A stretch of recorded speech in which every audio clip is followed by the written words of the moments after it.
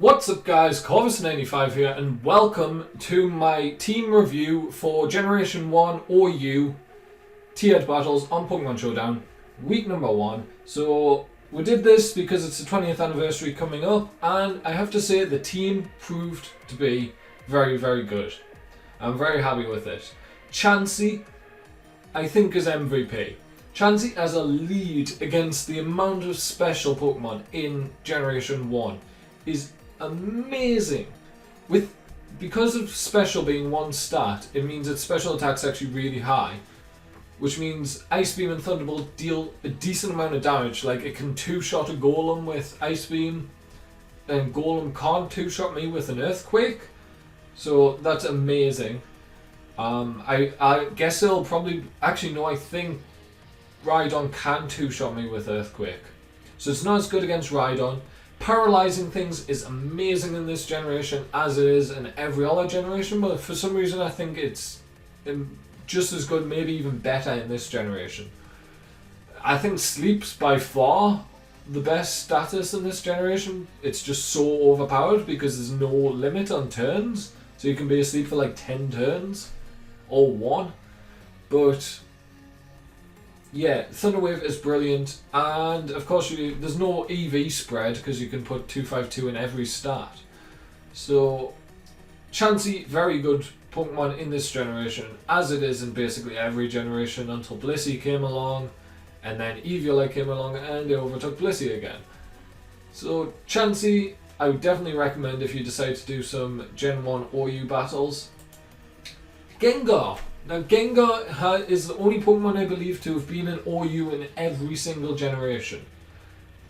Generation 1, it's not that good, from my usage of it anyway. With this set, it doesn't really do that much.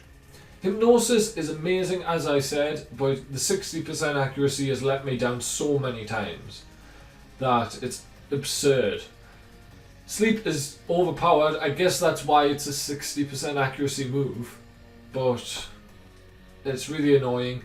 Thunderbolt, Mega Drain, as I said, they don't really do enough for me. You could possibly get rid of Explosion and put on Psychic. That might work a bit better, possibly. And yeah, Thunderbolt's helpful for... I'd say Thunderbolt's not the one that lets it down. The fact that Mega Drain is base 40 power is what lets it down, because I don't believe I one-shot Rhydon and Golem with it, which kind of sucks. I may do. I can't remember if it was a crit, because I did one-shot a Rhydon with it, but I can't remember if it was a crit that killed it. Plus, Gengar can't switch in on any physical move without getting two-shotted by it. So it's quite hard to get it in if you're not going to let a Pokemon faint to get it in. So yeah, Gengar's a bit of a disappointment. Hypnosis, of course, Sleep is just amazing. But apart from that, it doesn't pack as much of a punch as I want it to because of Ghost and Poison both being physical in this generation. Onto Golem. Golem was pretty good. I believe it outspeeds Rhydon's because I seem to remember outspeeding and one-shotting a Rhydon with a critical hit Earthquake. So the moveset is very nice. Body Slam, Earthquake, Rock Slide, Explosion gives you good coverage against the majority of the tier. It's the one thing that I find incredibly annoying about Generation 1. The fighting types suck. There's like no good fighting type moves. Like Karate Chop, it's 50 base power in later generations, but at least it's a fighting type move. Isn't it a normal type move in this generation? Which is ridiculous. Why would you, like, let's have a look for it. Karate. Yeah, isn't this a normal type move? Right, it doesn't matter. Okay. And like, you've got Dynamic Punch, but it's base 50 accuracy. Yeah, so Golem, that really helps Golem out in the fact that there's no fighting types to deal with. But it also means that normal types are incredibly common, like Tauros, for example, which we'll get onto. And Golem can't really beat a Tauros, because Tauros is faster and packs Earthquake which means it'll kill me before I kill it. And with the fact that you can't hold items means I can't go Custard Berry Explosion. So I love how the suggested spread is bulky physical sweeper with 252 and everything. And we've got Lapras, Blizzard, Thunderbolt, Body Slam, Confuse Ray, along with Chansey. This has probably been the start of the team. It's a very good Pokemon to switch in on basically anything. It can take almost every hit that you want to throw at it. At least one. And then you've got a very diverse move pool. Of course, you've got Bolt Beam there in the form of Blizzard and Thunderbolt. You could go with Ice Beam and Thunderbolt. Or it might even learn Thunder. Not sure. Does it? Yeah, it learns Thunder, so you could go Thunder Blizzard. Which, I mean, Blizzard's 90 accuracy, so it's better than Thunder in this generation, but you have to... I'd probably just go with this set. If you want extra power, go Thunder. If you want more accuracy, go Ice Beam over Blizzard. And Body Slam is very nice. That attack stat of 85 base actually does some damage with Body Slam. Confuse Ray came in useful a couple of times, forcing switches and stuff like that. So yeah, I think Lapras is a pretty decent Pokemon to use in Generation 1. Next up, we have Tauros, who is probably the main threat on my team. Body Slam, Hyper Beam, Earthquake, Blizzard. Hyper Beam doesn't do nearly enough damage for what I imagined it would. I mean, it might be the fact that it's only base 100 that the Hyper Beam's coming off, but it's Stab as well. And Hyper Beam isn't base 150 in this generation. Oh, it is. I thought it was base 130. I thought it was base 130 in this generation. What move was base 130 that I previously thought was base 150? Right, anyway. So Hyper Beam just doesn't do enough. Body Slam is good. It does a lot of damage. It usually can two-shot most things. But when my opponent's on like 75% health and I go for the Hyper Beam and it doesn't kill, and then they can just set up or just kill me back. So I'd like Hyper Beam to do more damage, but I mean, you can't really complain. The fact that you don't have to recharge if you knock something out is really nice.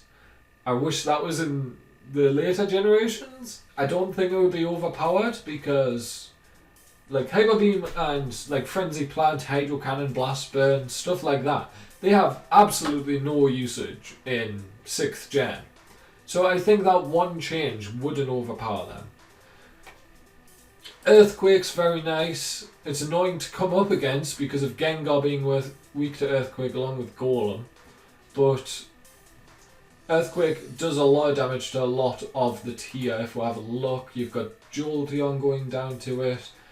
You've got Gengar, you've got Golem going down to it. Rhydon. Okay, not that much of the tier, but all the fire types basically in the lower tier, if someone brings one of those up. Although I didn't see many. Mr. Mime got moved up a couple times that I saw. And that was about it from the lower tiers. Victory Bell I think I saw one of. Vaporeon I saw. But apart from that, it was basically these Pokemon here. How many is there? 5, 10, 15... Oh wait, that's 16. So there's 18 Pokemon in OU in Generation 1, and I'm pretty sure I only saw 23 Pokemon. So it's not the most diverse tier you've ever seen, but so final move, Blizzard takes advantage of that 70 special. Great. It does help out against things that are 4 times weak like Golem and Rhydon. They're pretty prevalent. Most teams have at least one of the two, so it is helpful for them. And some of them don't actually expect it. I've had a couple stay in on Blizzard and get taken out. I think it is only a 2-shot, but it's always helpful to have. And finally, we have the legendary Pokemon Zapdos. Zapdos. The fact that your 2 stabs are electric and flying, not that bad. The only bad thing is you have no other attacking moves that are even plausible to run. So Pokemon like Golem and Rhydon, that I previously mentioned, force you to switch out. So you have to get rid of them. And even then, Zapdos itself is quite powerful, quite prevalent in this tier. And Zapdos versus Zapdos matches just suck. Especially due to the fact that electric types can be paralyzed in this generation, so you end up just paralyzing each other. And then it's whoever can break out paralysis for the most turns in a row basically wins that battle. So yeah, that's going to be the end of this team review. I think it's a very decent team. I think there's probably a few improvements that could be made. I think maybe replace Explosion with Psychic, and you can probably get away with switching. Could you switch out Hyper Beam? You could possibly switch out Hyper Beam for the double edge. It won't do as much as Hyper Beam, but you're not going to have a turn where you don't kill your opponent and then can't move the next turn. So yeah, I think those are the two switches I would probably make. And if you've enjoyed, guys, drop a like on the video, hit that subscribe button, leave a comment down below how you thought the team performed. From me, Corvus95, thank you guys so much for watching, and goodbye.